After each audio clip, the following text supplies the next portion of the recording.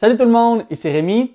Aujourd'hui, j'ajoute des nouveaux éléments à la toute première capsule que j'ai faite sur la chaîne qui s'appelle 5 choses que j'aurais aimé savoir en immobilier avant d'investir. Regardez, j'ai même pensé à mettre le même t-shirt que j'avais.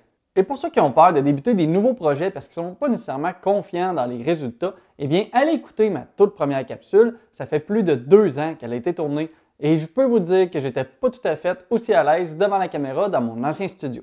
Mais bon, il fallait bien que je commence quelque part. Et aujourd'hui, en plus de faire maintenant les capsules, eh bien, j'accompagne des dizaines de personnes à faire des premiers achats immobiliers ou juste avancer au travers de leur projet. Et ça, c'est vraiment gratifiant. Tout comme le message de Nathaniel que j'ai reçu hier soir, qui est vraiment arrivé de nulle part, mais qui fait chaud au cœur. Et c'est pour ça que je fais les capsules pour vous.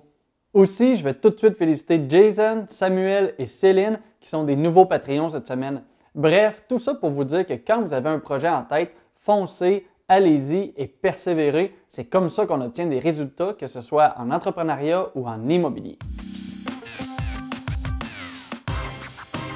Bon, on revient à l'immobilier maintenant et je vais ajouter 6 choses qui sont vraiment importantes de savoir avant de commencer en immobilier.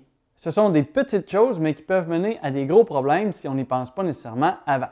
Et avant d'ajouter des nouveaux points à ma première capsule, je tiens à répéter celui-là que j'avais dit aussi la première fois, c'est que l'immobilier locatif, c'est une entreprise tout d'abord de gestion humaine.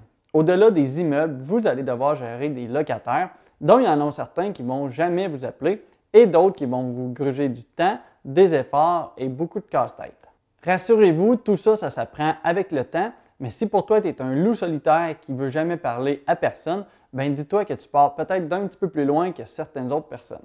Et en plus des locataires, tu vas devoir gérer des fournisseurs, des vendeurs, éventuellement tu vas devoir gérer aussi des acheteurs. Bref, être quelqu'un qui est sociable, c'est quand même un bon atout. Maintenant, c'est vraiment important de savoir qu'en immobilier, les chiffres, ils ne sont pas maîtres de tout et il n'y a pas que les chiffres sur un immeuble. Trop souvent, les gens avec qui je parle mettent la priorité en recherche sur les chiffres sur un immeuble. Ils veulent tout savoir, ils veulent tout compter et ils veulent avoir les meilleurs MRB, MRN, TGA et tout ce qui va avec. Ils vont mettre bien des efforts puis ils vont se pencher seulement sur rechercher le plus d'immeubles possible sur Centris, les calculer et essayer de trouver la perle rare qu'ils vont pouvoir faire, qu'ils vont se lancer dans l'immobilier. Mais l'immobilier, c'est beaucoup plus large que ça. Rappelez-vous toujours que quand vous achetez de l'immobilier, ce n'est pas seulement 4 murs avec une toiture basée sur un calcul Excel que vous avez fait coucher dans votre lit sur votre ordinateur. Ce que vous achetez, c'est des espaces de vie. Et dans ces espaces de vie-là, il y a des gens qui y habitent, il y a des gens qui élèvent leurs enfants et il y a des gens qui vieillissent. C'est donc important de comprendre que ce n'est pas seulement des chiffres qu'il y a sur un immeuble. Tu as donc une responsabilité légale, mais aussi morale, d'offrir à ces gens-là un toit décent. Et ça, peu importe ce qui va se passer avec les chiffres après l'achat. L'immobilier, c'est une entreprise. Tes loyers, ça se trouve à être tes produits et tes locataires, ça se trouve à être tes clients. Et comme dans toute entreprise, il va falloir prendre soin de ses clients pour pouvoir continuer à grossir, mais aussi avoir des bons produits pour répondre aux besoins de la clientèle. Tout ce que je veux dire par ça, c'est qu'il faut arrêter de croire que l'immobilier, c'est seulement un moyen de faire de l'argent. C'est pas parce qu'il y a plein de monde qui en parle sur YouTube et qui vendent du rêve que c'est nécessairement quelque chose de facile. Il va falloir y mettre du temps, du travail, des efforts. Et si ce n'est pas ça que tu veux faire, eh bien, mets plutôt ton argent à la bourse. La deuxième chose à savoir, c'est justement d'essayer de limiter le travail que tu vas devoir mettre dans tes immeubles, tout ça en choisissant les meilleurs locataires possibles. La qualité de tes locataires dans tes logements, ça va complètement changer ton expérience en immobilier. Ça peut être quelque chose qui va être la pire chose de ta vie, comme la plus belle chose de ta vie qui va t'amener à autre chose. Pour trouver des bons locataires, oui, tu peux faire une enquête de crédit, mais c'est important aussi de tout simplement leur parler, d'en apprendre sur leur mode de vie, voir leur comportement et voir vraiment comment ils interagissent avec vous. Et souvenez-vous aussi qu'un mauvais locataire, ce n'est pas nécessairement une mauvaise personne. Ça se peut qu'il soit en temps normal un très bon locataire, mais que cette fois-ci, il n'est tout simplement pas dans le bon logement ou dans le bon immeuble. Il faut essayer d'uniformiser les immeubles, c'est-à-dire que si tu as un immeuble de 4 logements et tu en as 3 là-dessus qui sont loués à des jeunes familles, qui ont des enfants qui courent partout, eh bien, c'est peut-être pas la meilleure chose à faire de louer à une personne qui est retraitée, qui tout ce qu'il veut, c'est être tranquille, tout seul dans son coin. Tout comme le 4e logement, ce ne serait pas non plus une meilleure idée de le louer à un étudiant qui, lui, veut faire des parties à tous les vendredis soirs, qui viendrait réveiller les enfants. Pensez à uniformiser vos locataires dans vos immeubles en les classant un peu par âge, par style de vie, par fumeur ou non, s'ils ont des animaux ou non. Tout ça va aider à avoir des bons locataires. Et il faut aussi aller une petite étape plus loin, c'est-à-dire que les locataires qu'on a ou qu'on veut avoir, eh bien, il faut s'assurer qu'ils correspondent avec le type de quartier. Si tu ne connais pas le coin dans lequel tu vas aller acheter un immeuble, eh bien, fais pas juste passer en auto tranquillement une seule fois sur la rue principale. Va plutôt marcher le quartier de jour, de soir, de nuit pour vraiment ressentir comment ça se passe là-bas. Et après avoir ressenti vraiment comment c'est, est-ce que c'est vraiment le genre de quartier où tu veux acheter un immeuble? Est-ce que c'est vraiment le genre de locataire autour dans lequel tu veux gérer? Vous allez voir que selon l'âge des bâtiments dans un quartier, souvent la qualité des locataires peut être proportionnelle. C'est-à-dire que si vous voulez viser vraiment les meilleurs locataires, c'est souvent ceux qui ont le plus d'argent. Non, c'est pas vrai ça. C'est pas vrai ça. C'est pas vrai. Je me reprends. Vous allez voir que selon l'âge des bâtiments dans un quartier, eh bien, la qualité des locataires est souvent proportionnelle. Mais il faut savoir qu'un immeuble neuf ou récent, c'est rarement un investissement rentable, du moins pas nécessairement sur le court terme. Votre cash flow va souvent se retrouver à zéro ou même négatif et ça va vous empêcher et vous ralentir pour pouvoir acheter d'autres immeubles par la suite. C'est sûr que si votre but dans la vie, c'est d'acheter un seul duplex dans le but de vous faire un petit fonds de pension pour votre retraite, eh bien, acheter du neuf, ce n'est pas une mauvaise chose en soi. Mais je sais qu'il y a plusieurs personnes qui m'écoutent aujourd'hui qui leur rêve, c'est d'avoir quelques dizaines de portes qui leur permettraient d'être indépendants financièrement. Eh bien, pour toi qui recherches la liberté financière, tu vas pouvoir y arriver plus facilement si tu achètes des immeubles qui sont moins récents et plus rentables et qui vont te permettre d'avancer plus rapidement. Bon, puis après quelques achats, si vraiment ton but c'est d'avoir des immeubles neufs, eh bien là, tu vas pouvoir commencer à flasher en achetant des immeubles neufs ou très récents, mais qui auront une rentabilité moins bonne après avoir acheté des immeubles qui sont plus rentables. Une autre chose qui est importante à savoir, c'est qu'il ne faut pas toujours se fier à ce que j'appelle l'optimisation parfaite. Je m'explique. Il y a plein de gens qui me contactent et qui me présentent des immeubles qui ne sont pas rentables, mais pour se justifier, ils ont un plan. Ils ont un plan pour diminuer les dépenses parce qu'ils vont réussir à refiler la facture d'électricité aux locataires. Ils vont refaire la toiture parce que les assurances demandaient trop cher et maintenant ils vont pouvoir diminuer le coût des assurances. Et surtout, ils ont estimé qu'ils vont être capables d'augmenter les loyers de 80 $ par année pour les 4 prochaines années. Après tout ça, maintenant l'immeuble va devenir rentable et là, ça va être une bonne chose. Il faut être réaliste. Il y a des bonnes chances qu'un plan comme ça ne se passe pas comme prévu et que ton immeuble ne reste pas rentable au bout de la ligne. Oui, c'est sûr, il faut réussir à optimiser les immeubles et les processus. Comme dans toute entreprise, c'est important pour pouvoir réussir à soit faire plus de profit ou avoir une plus grande marge de manœuvre. Mais avoir un si gros plan d'optimisation, ça ne devrait pas être seulement pour réussir à se sortir la tête de l'eau. Si on veut être un bon investisseur immobilier, il va falloir apprendre à acheter des immeubles à maximum leur juste valeur marchande et non pas leur valeur potentielle. Tu sais, quand un immeuble est vendu cher par rapport à ses loyers et que le courtier immobilier il dit que c'est parce que les loyers sont sous le marché et qu'après l'avoir acheté, toi, tu vas pouvoir augmenter les loyers.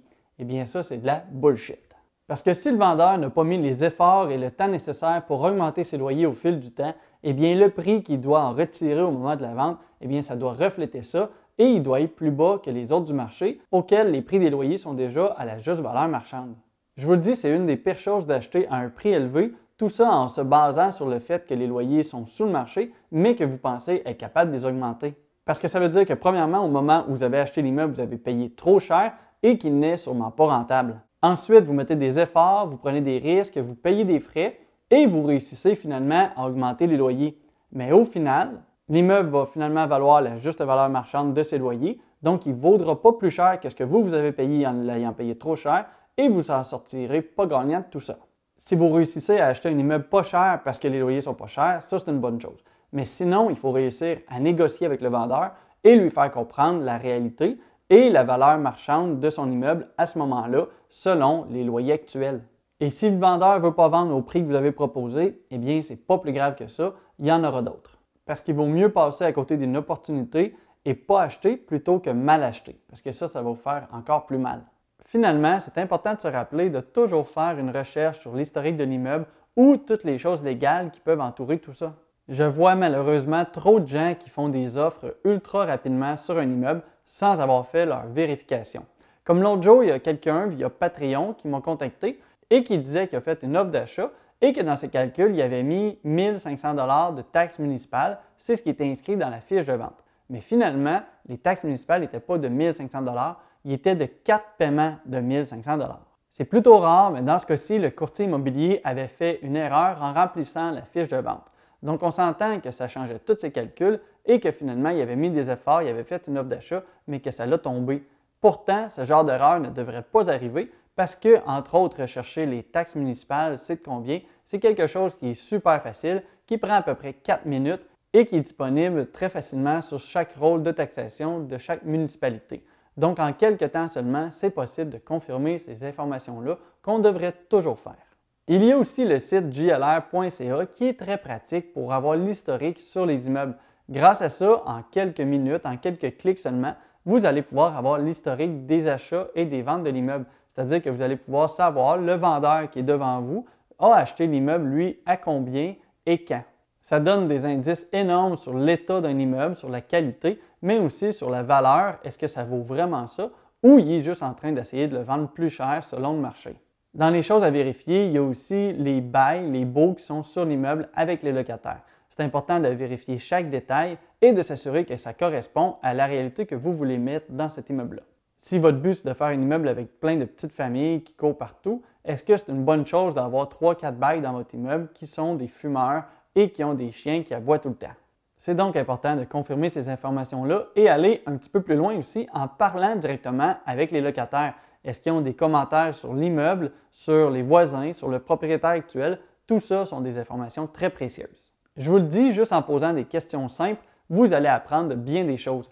Et une des questions qui peut paraître un peu banale à poser parce qu'on a déjà le bail, mais c'est important de s'assurer de demander combien ils payent pour le loyer. Vous pourriez être surpris, des fois, ce n'est pas la même chose qui est indiqué sur le bail. Je termine en vous racontant comment c'est important de faire ces vérifications. Voilà à peu près 1 an, j'ai quelqu'un qui m'a approché et qui m'a proposé son immeuble.